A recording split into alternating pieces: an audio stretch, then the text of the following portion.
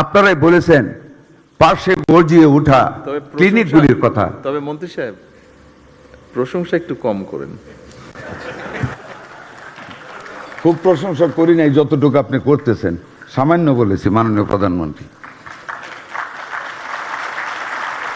মাননীয় সম্মানিত ইউএচএফ বৃন্দ, আপনারা কিন্তু পারেন, ইয়েস ইউ ক্যান, এবং আপনারা তা প্রমাণ করেছেন।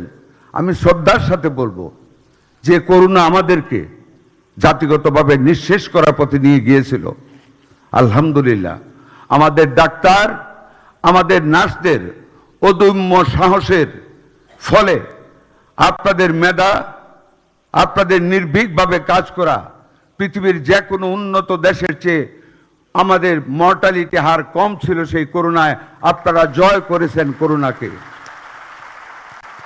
গত 17 বছরের সরকারি অব্যবস্থাপনায়, মিজেলসের ভ্যাকসিনের অভাবে, অ্যান্টি রেবিস ভ্যাকসিনের অভাবে আমরা যে সংকটে পড়েছিলাম, মাননীয় প্রধানমন্ত্রী অনিদ্রায় বুকে রাতের অন্ধকারে আমাদের সাথে যোগাযোগ করে আমাদেরকে কাজে নিয়োজিত করেছেন।